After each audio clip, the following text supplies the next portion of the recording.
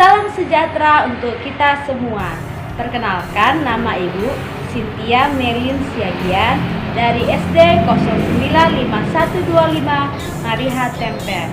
Bagaimana kabarnya anak-anak kelas 5 semua? Ibu sangat berharap kabar kalian baik dan sehat selalu ya. Sebelum kita belajar, marilah kita berdoa terlebih dahulu. Berdoa menurut ajaran dan keyakinan kita masing-masing. Berdoa dimulai. Berdoa selesai.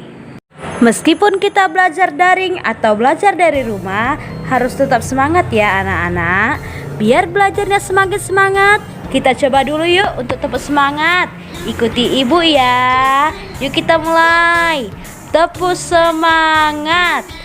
Go, semangat, go, semangat, go, semangat, go, go, semangat, yes. Pada pagi hari ini, pembelajaran kita tema 1, subtema 1, pembelajaran 1, organ gerak hewan. Langsung saja kita mulai ya. Hari Minggu adalah hari libur sekolah. Namun demikian, menurut Edo, hari Minggu bukanlah hari yang harus dilewatkan begitu saja.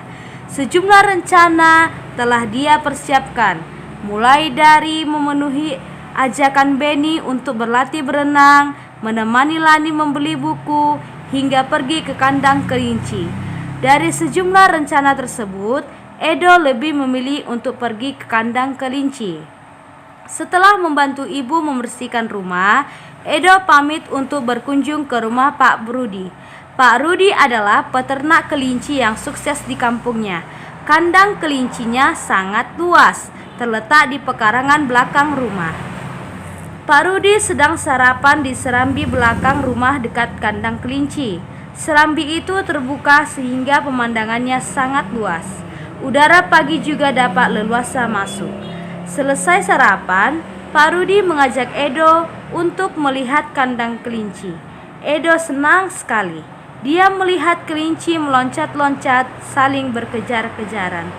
"Kamu terlihat senang sekali, Edo," kata Pak Rudi. "Benar, Pak Rudi, saya senang memperhatikan kelinci-kelinci yang lincah meloncat ke sana kemari," jawab Edo. "Memang demikian, Edo. Kelinci dapat meloncat-loncat dan berlari seperti tidak pernah lelah karena memiliki organ gerak yang kuat," kata Pak Rudi. Nah, ini adalah foto Edo yang sedang berbincang-bincang dengan Pak Rudi di kandangnya. Yuk anak-anak, kita amati gambarnya. "Pak, lucu ya kelinci-kelinci itu, bulunya tebal dan gerak-geriknya lincah. Kenapa kelinci bisa meloncat dan berlari dengan lincah seperti itu ya?"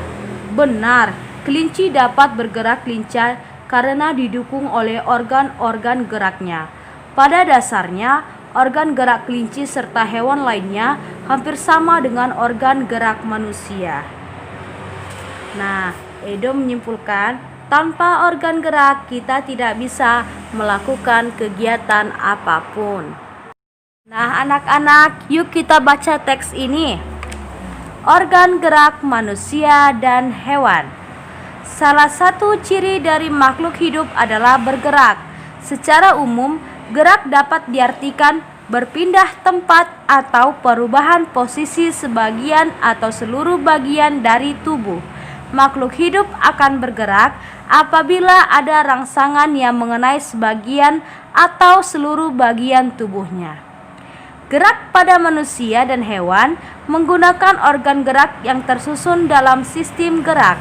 Organ gerak berguna untuk berjalan, berlari, melompat, meloncat, memegang, menggali, memanjat, berenang, dan sebagainya. Organ gerak pada hewan dan manusia memiliki kesamaan. Alat-alat gerak yang digunakan pada manusia dan hewan ada dua macam, yaitu alat gerak pasif berupa tulang dan alat gerak aktif berupa otot. Kedua alat gerak ini akan bekerja sama dalam melakukan pergerakan. Kerjasama antara kedua alat gerak tersebut membentuk suatu sistem yang disebut sistem gerak. Anak-anak masih semangat kan? Oke, kita lanjut. Tulang disebut alat gerak pasif karena tulang tidak dapat bergerak dengan sendirinya. Tanpa adanya alat gerak aktif yang mempengaruhi tulang, maka tulang-tulang pada manusia dan hewan akan diam dan tidak dapat membentuk alat pergerakan yang sesungguhnya. Walaupun merupakan alat gerak pasif, akan tetapi tulang mempunyai peranan yang besar dalam sistem gerak manusia dan hewan. Otot disebut alat gerak aktif karena otot memiliki suatu senyawa kimia yang membuatnya dapat bergerak. Pada saat otot yang menempel pada tulang bergerak, otot tersebut akan membuat tulang bergerak. Baik anak-anak, ayo kita berlatih. Teks bacaan yang Ibu bacakan terdiri dari 5 paragraf. Yang ini adalah paragraf pertama. Yang ini adalah paragraf kedua. Ini adalah paragraf ketiga. Ini adalah paragraf keempat. Yang ini adalah paragraf kelima. Masing-masing paragraf tersusun dari ide atau gagasan pokok ditambah dengan kalimat-kalimat pengembang. Nah, apakah yang dimaksud dengan ide pokok anak-anak? Ide pokok adalah gagasan yang menjadi dasar sebuah paragraf. Ide pokok disajikan ke dalam bentuk kalimat utama. Kalimat utama yang memuat ide pokok bisa berada di awal paragraf, di tengah paragraf, atau di akhir paragraf. Berikut adalah contohnya.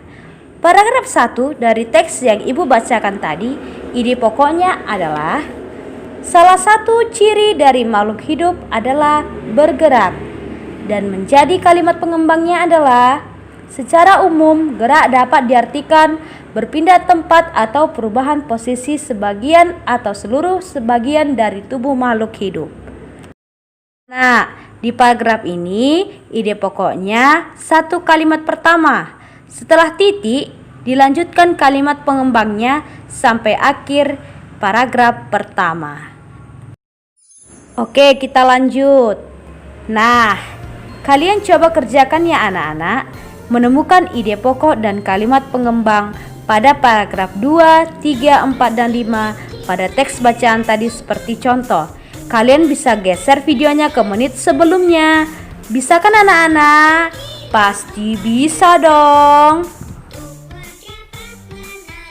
Sekarang saatnya kita latihan. Ayo menulis.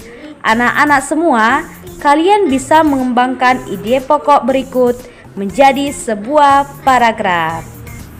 Selamat mengerjakan ya anak-anak. Akhirnya pembelajaran kita hari ini selesai. Jangan lupa untuk mengerjakan soal-soal yang ada di video tadi ya anak-anak. Jika ada salah-salah kata dalam pengucapan Ibu harap kalian memakluminya ya. Sampai jumpa anak-anak.